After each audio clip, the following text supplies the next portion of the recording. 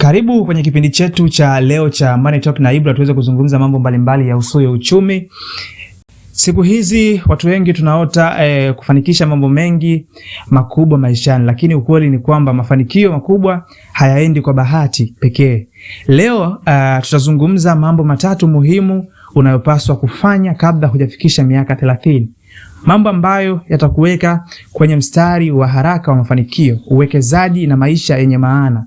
Kama bado huna mpango thabiti au unaogopa kuanza, basi hakikisha unakaa vizuri, unisikilize vizuri na uchukue hatua. Huu ni mwongozo wa kuunda maisha unayotaka kabla mchakato wa miaka 30 kukufikia. Lakini pia nikukumbushe msikilizaji, kama bado subscribe, lakini pia ulike na kucomment kile ambacho unakisikia hapa, ili tuende pamoja, ili tuweze kujenga uchumi wetu pamoja kama vijana, lakini pia tuweze kukua pamoja.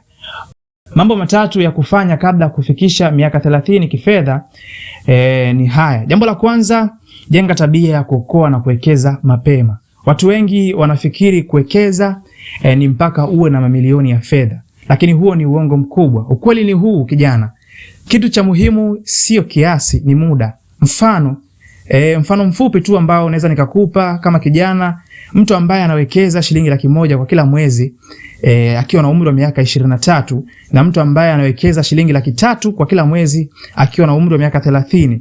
Mara nyingi yule mtu ambaye anawekeza shilingi 100,000 kwa kila mwezi akiwa na umri wa miaka 23 atamzidi yule mtu ambaye anawekeza shilingi 300,000 kwa mwezi akiwa na umri wa miaka 30, kwa sababu ameanza mapema. Na hii ndiyo nguvu ya compound growth.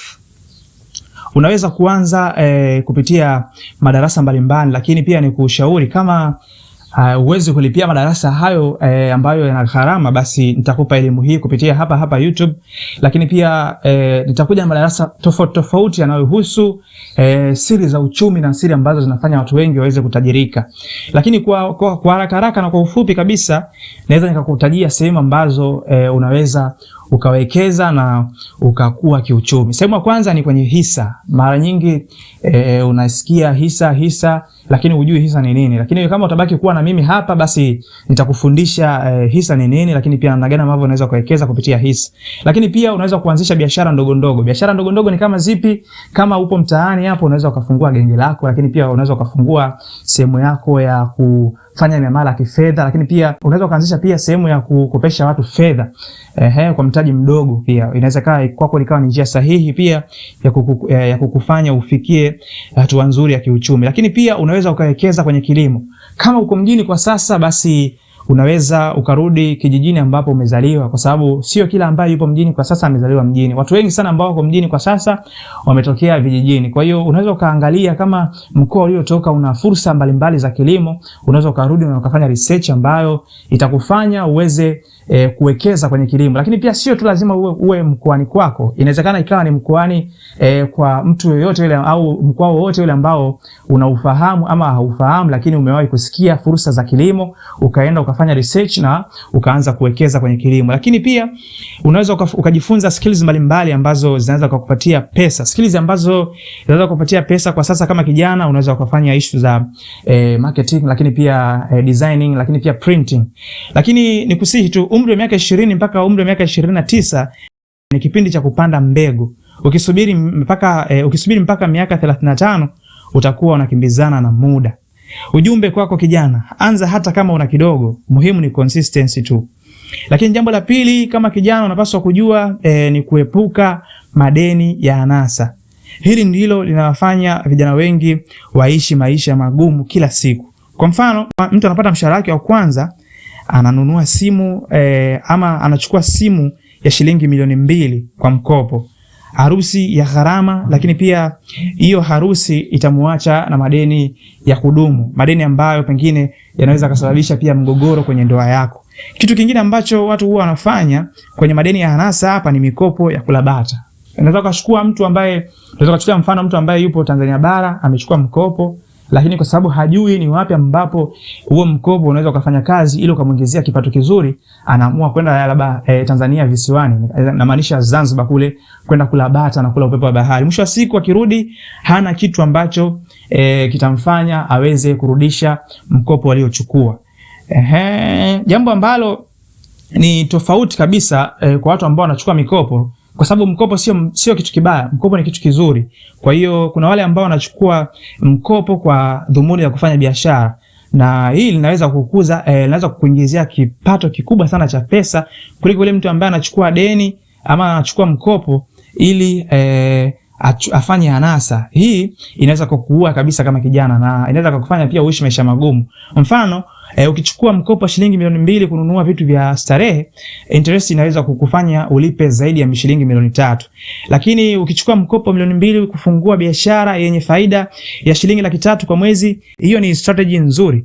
Tatizo watu wengi hawafahamu. Tatizo sio deni tu, tatizo ni sababu ya deni. Tatizo ni sababu ya deni. Watu wengi wanataka kuonekana wana mafanikio kabla hawajajijengea misingi ya mafanikio. Jambo la tatu na la mwisho, jenga vyanzo vingi vya mapato.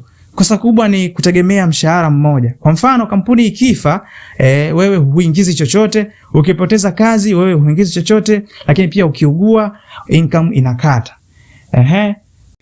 Kwa hiyo miaka yako 20 ndio muda wa kujifunza skills mpya, mfano editing, designing, lakini pia trading na marketing. Lakini pia kuanzisha side hustle. Hapa kwenye side hustle watu wengi pia mimi naweza nikawashauri, kwa mfano kama upo kwenye ajira kwa sasa, basi anzisha side hustle. Side hustle ni nini?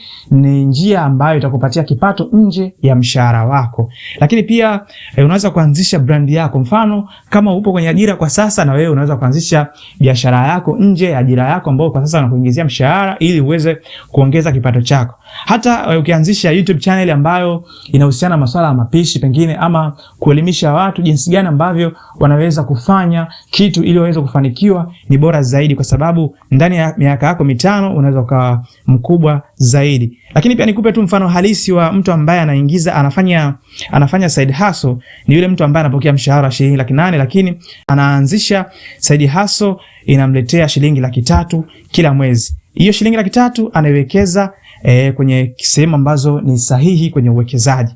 Lakini yule mtu ambaye na baada ya miaka 5 anaweza kuwa mbali sana kuliko yule ambaye anaishia kupokea shilingi 800,000 pekee. Utajiri hauji kwa kipato kikubwa pekee, unakuja kwa diversification. Lakini pia nikwambie tu, miaka yako 20 uliyokuwa nayo sasa sio miaka ya kufanya competition wala kuimpress watu, lakini pia sio kuishi kwa pressure. Hii miaka yako 20 kwa sasa ambayo uko nayo ni ya kujijenga, kujifunza, lakini pia kujitengenezea misingi. Ukiharibu msingi, nyumba yote inakuwa dhaifu. Kama kijana ukichezea miaka yako 20, miaka yako 30 inayofuata basi itakuwa ni adhabu kwako. Lakini ukijijenga vizuri miaka yako 20 ya sasa, miaka yako 30 itakulipa. Kumbuka, utajiri hauji kwa bahati, unajengwa kwa maamuzi madogo ya kila siku. Kama kijana, kama kuna kitu ambacho hujakielewa, basi unaweza kushare na mimi kupitia uwanja wangu wa comment hapo, naweza nikasoma, lakini pia nikakujibu na nikakushauri namna gani ambavyo unaweza ukaanza safari yako ya kiuchumi kabla ya kufikisha miaka 30. Ulikuwa nami Ibrahim na hii ni Money Talk na Ibra.